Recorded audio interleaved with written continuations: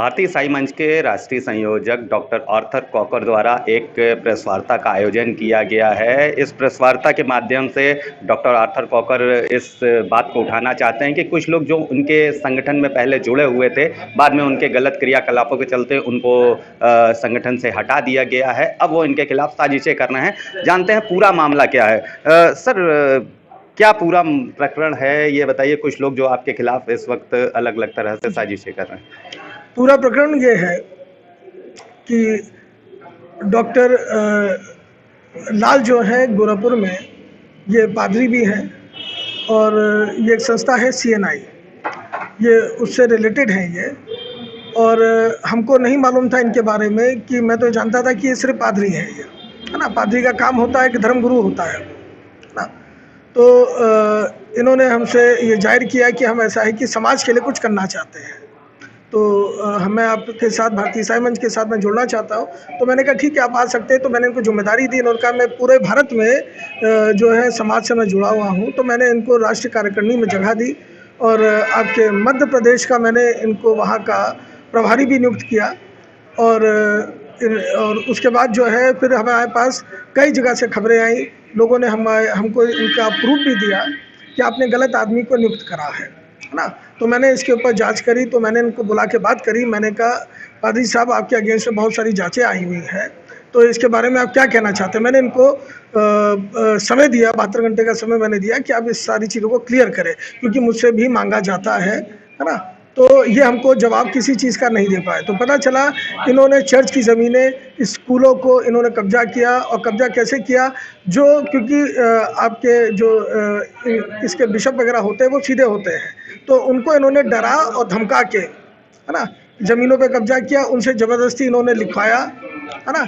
और इस ज़मीनों को इन्होंने कई ज़मीनें बेची इन्होंने, जिसमें इन्होंने करोड़ों रुपए पैदा करे, है ना। और इसमें इनके बहुत बड़ा एक नेटवर्क चलता है भारत के अंदर, जिसमें इनकी नेटवर्क का नेतृत्व जो है, इनके कई सारे एजेंट हैं, पादरी लोग हैं, जिसमें एक मुख्य नाम जो आता है रितेश जोशुआ का।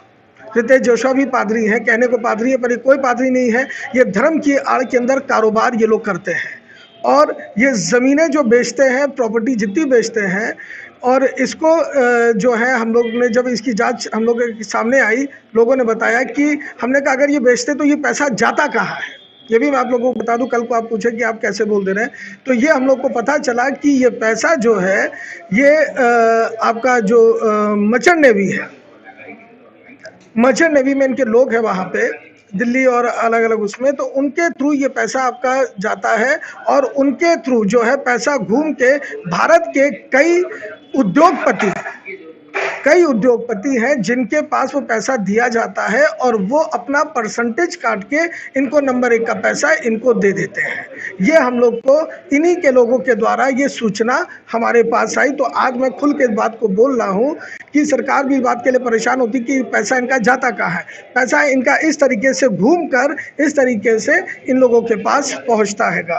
और जिसमें आपके जो धर्मांतरण के अंदर इस्तेमाल होता है, लोगों को भोली भाली गरीब लोगों को ये लोग पैसे का, मकान का, कपड़ों का, राशन का, ये लोग जो हैं उनको लालच देके उनको धर्मांतरण कराते हैं। क्योंकि जो बाइबल पवित्र शास्त्र में जो जिसके पीछे हम सभी लोग चलते हैं, प्रभु यीशु मसीह जी, उन्होंने कभी किसी को किसी प्रकार का लालच नहीं दिया, ना रोटी का लालच दिया, ना पैसों का लालच दिया। पर ये लोग ने आके लालच देके धर्मांतरण कराना शुरू करा और विदेशों में इसकी फ़ोटो को भेजते हैं, वहाँ से फंडिंग इनकी शुरू होती है ना। और ये फंड यहाँ पे इस तरीके से लगता है। और जब कोई भी इनके अगेंस्ट में अगर बोलता है तो वो लोग ये लोग जो है उनको झूठे फर्जी मुकदमों में फंसाने की कोशिश करते हैं। यहाँ तक इन्होंने मुझे धमकी भी दी है कि मैं तुमको, तुम्हारे पूरे परिवार को, अगर तुम अपना ज़बान नहीं बंद करोगे तो तुम लोगों को सबको मैं मरवा दूंगा। और झूठे मुकदमों में भी फंसाने की शक्ति मैं रखता हूं, क्योंकि मेरे पास पैसा, रुतबा, ताकत सब कुछ मेरे पास है। आप वर्तमान में भाजपा अल्पसंख्यक मोर्चा से भी जुड़े हुए हैं, तो कहाँ पे आपने इस प्रकरण की शिकायत करी और क्या अभी तक कार्रवाई हुई है? जी, मैंने इस प्रकरण की शिकायत माननीय मुख्यमंत्री जी को लिखित रूप से भेजी। मैंने आपके PM ऑफिस भी मैंने इसको भेज रखा हैगा। तो जो भी संबंधित जितने भी आपके विभाग हैं उन सबको मैंने इसको भेज दिया है, और आपके मीडिया के भी द्वारा मैं सरकार और समाज को इस बात को मैं बताना चाहता हूँ कि इस तरीके के लोग जो हैं गलत तरीके से लालच देके जो काम करा रहे हैं। और फिर भी मैं वही बात को कहूँगा कि आज भी मैं यहाँ बैठा ज़रूर हूँ, पर मुझे यहाँ पर आने से कई प्रकार से मुझे रोकने की कोशिशें करी गई हैं। क्या भारतीय जनता पार्टी अल्पसंख्यक मोर्चा के अंदर ये पहली बार ऐसा हुआ है कि माननीय प्रधानमंत्री माननीय योगी जी ने इसमें अल्पसंख्यक जो है आपका ये खोला अल्पसंख्यक मोर्चा, उसमें पहले आज तक सिर्फ मुसलमानों को मोर्चे के रूप में देखा जाता था, पर आज मोदी जी और योगी जी के कारण आज ईसाइयों को भी एक वहाँ पे एक सम्मान दिया जा रहा है। मेरी आज सिर्फ ये मामला इसलिए ये लोग उछाल रहे मेरे ऊपर कि मैं किसी प्रकार से भारतीय जनता पार्टी के में मैं उनके फेवर में मैं वोट ना मांगूं ईसाइयों से, और आज सारा ईसाई समाज भारत का वोट देने के लिए तैयार बैठा है, दे रहा है। और ये माननीय मोदी जी और योगी जी के ही द्वारा आज मुझे ये अवसर प्रदान हुआ है कि मैं खुलकर निडर होकर मैं इस पे काम कर रहा हूँ।